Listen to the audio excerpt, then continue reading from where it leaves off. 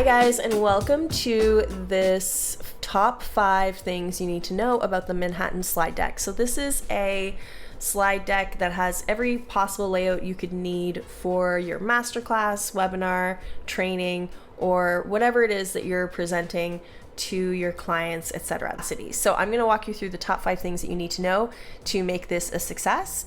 And we're going to start with brand colors. The number one rule with templates is always swap the color for the same kind of color. So what I mean by that is this is like a middle tone red. And if I head to the color chooser and let's use the Design Den color palette as an example.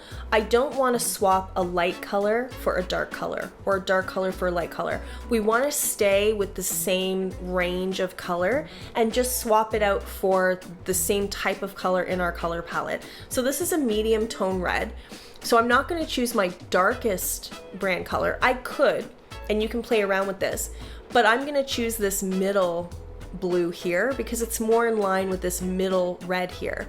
So I'm going to choose that, select change all, and then that's going to change all instances of color, and you can see the presentation still looks really good. All the fonts need to be changed separately too. I'll go do that as well so that you can see what it looks like.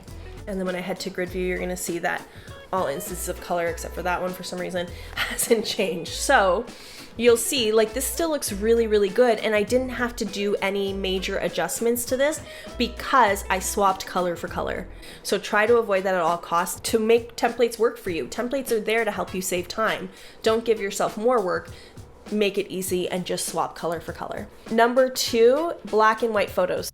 As soon as you pop your own photo into place, it will remove the black and white filter. If you want to replace that filter, you're just going to head up to edit photo. And then I like to use one of these black and white filters, usually noir. I really like that one, or film. And then I would go to adjust and just bring down the brightness a bit so that you can read the text. If you don't want black and white photos, that is a-okay. What I would suggest in that case, let me replace it with a more neutral photo. If this is the direction that you're going to go in and you're finding that it's very difficult to read the text, my one tip to you would be to go to edit photo, adjust, and then reduce the brightness. It'll make all the text visible, and this works for any photo. So it doesn't matter what you bring in, you can use this trick and it will just help to make that text pop. Number 3 is background fades. It works best with photos that have a white background. So if you are looking to have the same effect, but you don't like the photos that were chosen, you're gonna wanna stick to photos like this that have a white background.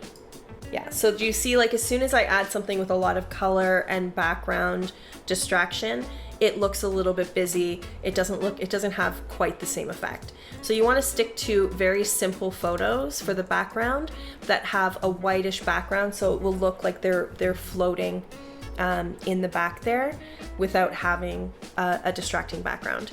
And again, if you're changing the photos, you're going to want to do the same thing where you head to edit photo and then choose the photo filter, adjust by bringing the brightness down, contrast down, however you want to adjust the photo, and then transparency is set to 20.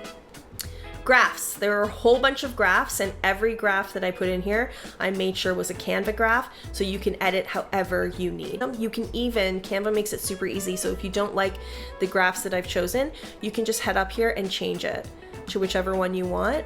And of course, you can change color, font, everything.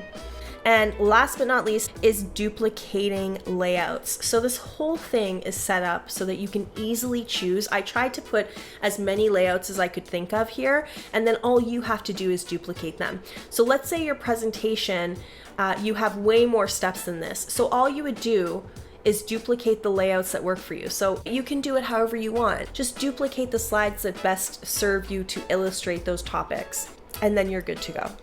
And that is it, my friends. I hope that you love this slide deck as much as I loved creating it. I'll speak to you soon. Happy designing.